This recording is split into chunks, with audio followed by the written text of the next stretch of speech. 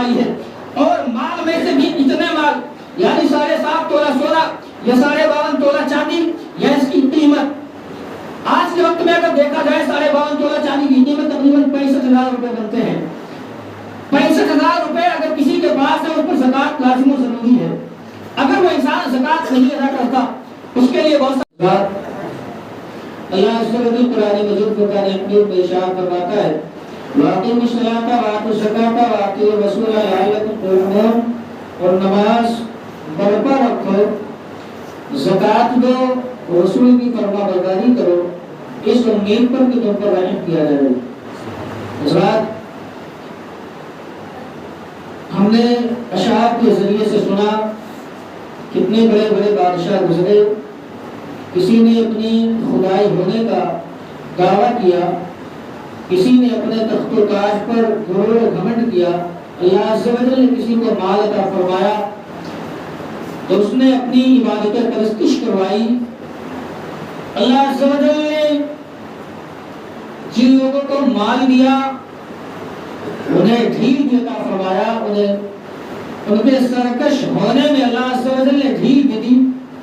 اللہ عز و جل نے ایک جگہ ارشاد فرمایا جس کا مفہوم و خلاصہ یہ ہے ہم نے تمہیں تمہارے کاموں میں ڈھیل دیا۔ اب انسان اپنے اس کام کو دیکھے کہ اللہ عز و جل نے ہمیں اگر مال عطا فرمایا ہے، اگر ہمیں صحت و توانائی عطا فرمائی ہے، ہم اس کا بیجا کاموں میں خرچ تو نہیں کر رہے ہیں۔ اگر اللہ عز و جل نے ہمیں مال دیا ہے ہم اس کو حرام کاموں میں تو صرف نہیں کر رہے ہیں۔ اگر اللہ عز و جل نے ہمیں صحت و توانائی عطا فرمائی ہے، کیا ہم اللہ عز و جل کی عبادت و ریاست کے علاوہ اللہ عز و جل کو ناراض کرنے کی ہم سعی تو نہیں کر رہے ہیں؟ ہمیں اپنا محاسبہ کرنا ہوگا۔ اگر اللہ عز و جل نے ہمیں مال و دولت عطا فرمائی ہے تو ہمارا شیوا یہ ہونا چاہیے کہ اللہ عز و جل نے جو ہم پر احکام نافذ فرمائے ہیں، اللہ عز و جل نے ہمیں یہ حکم دیا اے لوگو نماز پڑھو، زکوٰۃ دو، رسول کی فرما برداری کرو، اس امید پر کہ تم پر رحم کیا جائے۔ ذات اللہ عز و جل نے صرف ایک مقام پر نہیں بلکہ کئی مقامات پر روزے اور نماز و حج و زکوٰۃ کا تذکرہ فرمایا ہے، اور ہم تمام ازواج سنتے بھی آ رہے ہیں کہ بنیاد جو اسلام کی ہے وہ 5 چیزوں پر ہے۔ اسلام کے جو ارکان ہیں وہ 5 ہیں: ایمان، نماز، روزہ، حج و زکوٰۃ۔ اسلامی اسلام کے 5 بنیادی اصول ہیں، 5 بنیادی رکن ہیں۔ اگر انسان ان 5 میں سے کسی بات کا انکار کر دیتا ہے، کسی چیز کا وہ منکر ہو جایا کرتا ہے، گویا کہ سرکار ارشاد فرماتے ہیں اس نے اسلام کو ڈھانے کی کوشش کی۔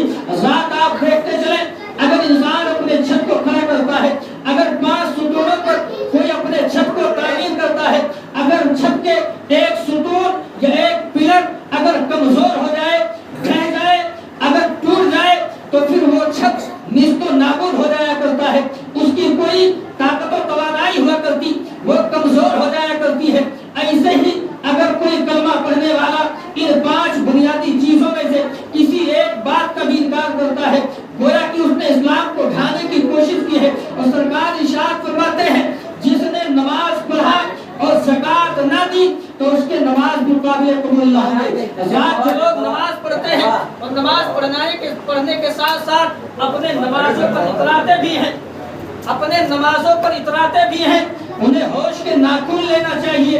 سرکار ارشاد فرماتے ہیں اگر تم 5 وقت کی نماز پڑھتے ہو، چاہے تہجد بھی پڑھتے ہو، چاشت و اشراق بھی پڑھتے ہو، لیکن باوجود اس کے تم اپنے مالوں میں سے زکوٰۃ ادا نہیں کرتے، مال کی محبت نے تمہیں گمراہ کر رکھا ہے، تو تم اپنا انجام پھر میدان محشر میں کیا ہوگا اس کے لیے غور و فکر کرو، اس کے لیے سوچو۔ زکوٰۃ ایک بنیادی رکن ہے، اور زکوٰۃ کا مطلب ہی یہی ہوتا ہے کہ زکوٰۃ مالوں کو پاک و صاف کر دیا کرتا ہے، زکوٰۃ مال کو ستھرا کر دیا کرتا ہے۔ حضرات، جو انسان اپنے مال میں سے زکوٰۃ نہیں ادا کرتا، آج رمضان المبارک کا دوسرا جمعہ ہے، اس کی ٹاپک الگ تھی، آج کا موضوع یہ تھا کہ غزوہ بدر کے حوالے سے بات کی جائے، لیکن رمضان المبارک کے آج تقریباً 12 या 13 दिन बीत गए हैं, लेकिन अभी तक किसी ने अपने मालों में से ज़कात अदा नहीं की है, किसी ने अपने सदक़े फित्र को अदा नहीं किया है। ज़ात ये लाइल्मी कहा जाए या तमामी ज़ात की कोताही व काहिली कहा जाए। ज़ात आज आलम ये हो गया है, मुसलमान अपने इस्लाम से दूर होता चला जा रहा है, इसी वजह से मारा मारा फिरता है। ज़ात आप देखें, ग़ज़वे बद्र में असहाबे किराम सिर्फ 313 थे और जो कुफ़ार और मुशरिकीन थे वो 1000 से ज़ायद उनकी तादाद थी, लेकिन बावजूद इसके अल्लाह सुब्हानहू ने उनकी मदद और नुसरत फरमाई, मुसलमान कामयाब और कामरान हुए। इसी वजह से आज कहा जाता है वो 313 थे तो लरसता था ज़माना, आज हम करोड़ों में हैं तो करते हैं गुलामी। वजह क्या है? आज हमने इस्लाम को पहचाना नहीं है, इस्लाम के जो अहकाम है उस पर हमने अमल करना छोड़ दिया है, इस्लाम के जो अरकान है उस पर हम तमामी ज़ात अमल पैरा नहीं होते हैं। नमाज जो बुनियादी चीज़ है उसको हम पढ़ने की सही नहीं करते, कोई एक वक्त में आता है, कोई 2 वक्तों में आता है और आने के बाद में इतराज़ करता है फलाने साहब नहीं आए, फलाने साहब नहीं आए। ज़ात आप अपना मुहासिबा करें कि हम कितना पढ़ते हैं, आप अपने घर वालों का मुहासिबा करें, आपके घर वाले कितने नमाज पढ़ते हैं। अल्लाह सुब्हानहू ने कुरान मजीद में इरशाद फरमाया, कुलू अनफुसकुम व अहलीकुम नारा, अपने आप को और अपने घर वालों को दोज़ख की आग से महफूज रखो। अब आप अपना मुहासिबा करें, अपने घर वालों का मुहासिबा करें, आप अपने घर वालों को नसीहत करें, बेटा नमाज पढ़ना है, औरत नमाज पढ़नी है, बेटियां नमाज पढ़नी है। अगर आप हुक्म देंगे आपके घर वाले नमाजी बन जाएंगे, लेकिन अगर आप दूसरों का मुहासिबा करेंगे, अगर आप दूसरे का हिसाब लगाएंगे, फलाने साहब नमाज पढ़ने नहीं आते हैं, फलाने साहब रोजा नहीं रखते हैं, अल्लाह आपको उससे कुछ सवाब नहीं मिलने वाला है, बल्कि अल्लाह सुब्हानहू बदगुमानी और हसद और जलन की वजह से अल्लाह सुब्हानहू आपको गुनाह में मुब्तला फरमाएगा और आपको अल्लाह सुब्हानहू गुनाह अता फरमाएगा। इसलिए आप फिक्र करें अपने आप की, अपने घर वालों की, आप अपना मुहासिबा करें, अपने घर वालों का मुहासिबा करवाएं। ज़ात अगर आप अपने बच्चों को हुक्म देंगे, आप अपने बच्चों को जो हुक्म देते हैं आपका बच्चा उस काम पर अमल पैरा होता नजर आता है। अगर आप अपने बच्चों को हुक्म देंगे बेटा नमाज पढ़ना है, बेटा नमाज पढ़ेगा। अगर आप कोशिश करते हैं बेटा पढ़ने जाना है, आपका बेटा पढ़ने आता है। अगर आप कोशिश नहीं करते आपका बेटा निकम्मा हो जाया करता है, आपका बेटा मदरसे और कॉलेजों में नहीं जा करके बल्कि गोली और कंचे खेल करके, गेंद और गोले खेल करके अपने वक्त को बर्बाद करता नजर आता है। आप अपने बच्चों की फिक्र करें। ज़ात आज आलम यह हो गया है, ना तो हम खुद नमाज पढ़ते हैं, ना अपने बच्चों की अच्छी तरबियत करते हैं। अगर कोई बच्चा नमाज पढ़ने दिया जाए, ज़ात बहुत दिनों से चला आ रहा है, अगर कोई बच्चा नमाज पढ़ने भी चला आए लोग उसको डांटते हैं, लोग उसको डपटते हैं। आप मेरे इस बात से हो सकता है आप कुल मिला करके आप इत्तेफाक ना करें, हो सकता है इस बात से आप मुत्तफिक ना हो, लेकिन सरकार इरशाद फरमाते हैं जब तुम्हारा बच्चा 7 साल का हो जाए उसे नमाज पढ़ने की ताकीद करो, वही बच्चा जब 10 साल का हो जाए उसे मार करके नमाज पढ़ाओ। अब आप बताएं जो बच्चा नमाज पढ़ने आता है हमारी मस्जिदों में, चाहे वो जुमा का दिन हो, चाहे मगरिब का वक्त हो, चाहे फजर और ज़ोहर और ईशा का वक्त हो, किसी भी वक्त में अगर बच्चा आता है, अगर आप उस पर डांटेंगे, अगर आप उसको डपटेंगे, फिर वो नमाज पढ़ने नहीं आएगा, फिर वो अपने मस्जिदों से दूर होता चला जाएगा। आलम यह होगा वही बच्चा जब जवानी की दहलीज पर पहुंचेगा, वही बच्चा जब बुढ़ापे की दहलीज पर पहुंच जाएगा, उसे नमाज पढ़ने का शौक नहीं होगा, उसे नमाज पढ़ने की लगन नहीं होगी, उसे ना तो नमाज पढ़ने का सलीका मालूम होगा, ना तो नमाज पढ़ने का तरीका मालूम होगा। लेकिन अगर आपका बच्चा 7 साल की वक्त से ही नमाज पढ़ना शुरू कर देता है, उसके दिल में शौक भी पैदा होगा, उसे तरीका भी मालूम होगा, उसके दिल में लगन भी पैदा होगी, अल्लाह और रसूल का खौफ भी उसके दिल में बैठ जाएगा। इसलिए आप अपने बच्चों की फिक्र करें और अपने बच्चों की नमाज की तलकीन करें। ज़ात आक़ाए दो आलम सल्लल्लाहु अलैहि वसल्लम से ज्यादा जानने वाला, ज्यादा पढ़ा लिखा हम में से कोई नहीं हो सकता है और हो भी नहीं सकता, लेकिन बावजूद इसके आज देखा क्या जा रहा है, हर नमाजों में बच्चों को डांटा जा रहा है, हर नमाजों में बच्चों को डांट और डपट किया जा रहा है। ज़ात आलम यह हो गया है आज हमारे बच्चे मस्जिदों से दूर होते जा रहे हैं। अगर आप शहरों की मस्जिदों में जाकर के देखें, बच्चों में कंपटीशन करवाए जाते हैं। अगर बच्चा ज्यादा नमाजी होगा, जिस बच्चे की नमाज में ज्यादा हाजिरी होगी उसे इनाम दिया जाता है, कभी साइकिल के नाम पर, कभी दूसरी चीजों के नाम पर, कभी घड़ी के नाम पर, यानी जो उनकी फेवरेट चीज हुआ करती है। कमेटी के अरकान, जिम्मेदारान, अहले इस्लाम उनको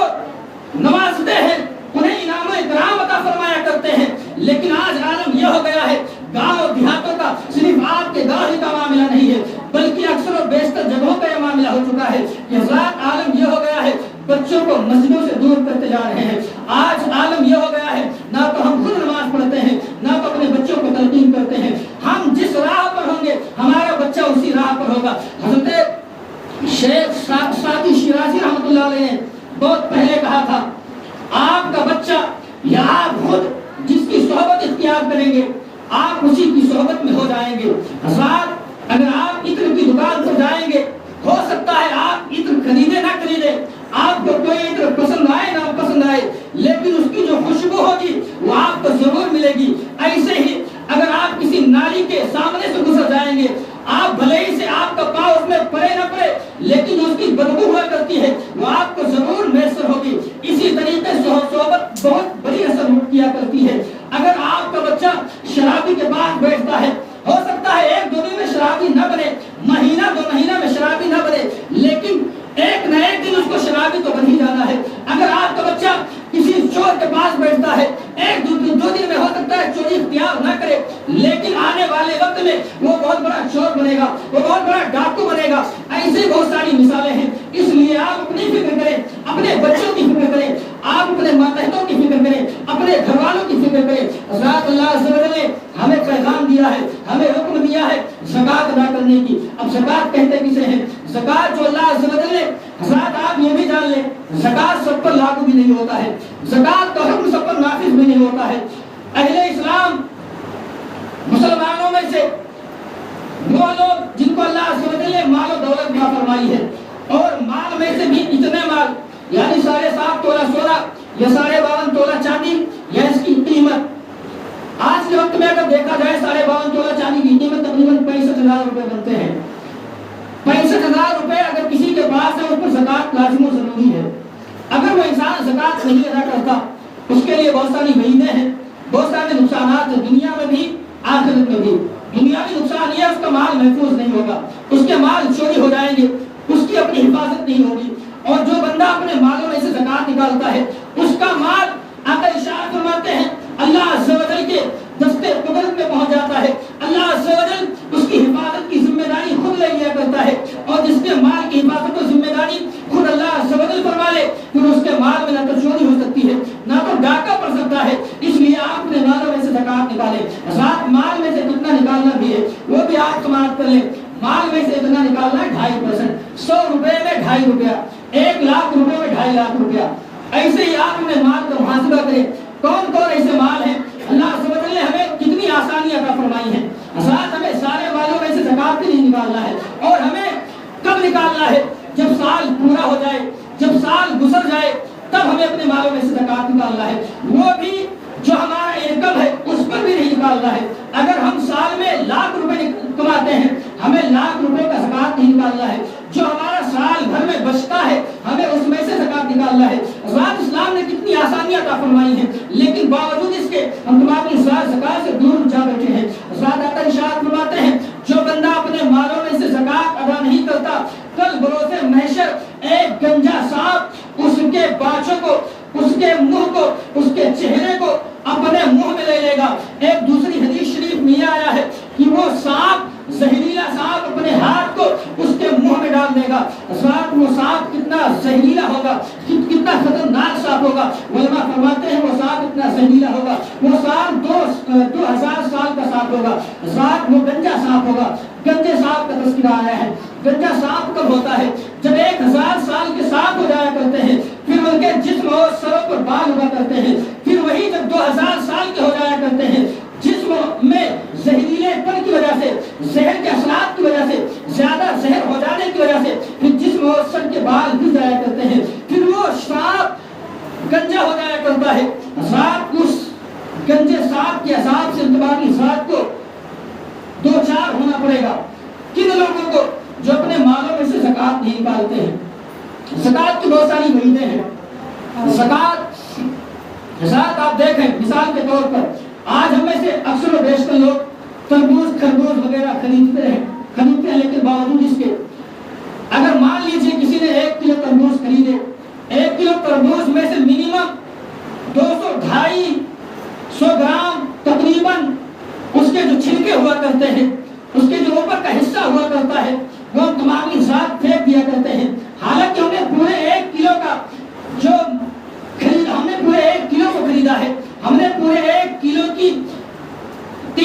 بنائی ہے اور باوجود اس کے ہم 200-250 گرام پھینک دیتے ہیں، ہمیں اس پر کوئی ملامت نہیں ہوا کرتی، ہمیں اس پر کوئی افسوس نہیں ہوتا، ہم اس پر شرمندگی نہیں اٹھاتے، لیکن باوجود اس کے اللہ عز و جل نے ہمیں مال عطا فرمایا ہے، ہمیں اللہ عز و جل نے حکم دیا ہے، ہمیں صرف 2.5% نکالنا ہے، لیکن باوجود اس کے ہم تمام ہیلے بہانے بنایا کرتے ہیں۔ ساتھ یہی ہیلا بہانہ اس قارون نے بھی بنایا تھا جس کا تذکرہ بھی آپ تمام اشعار کے ذریعے سے سنا۔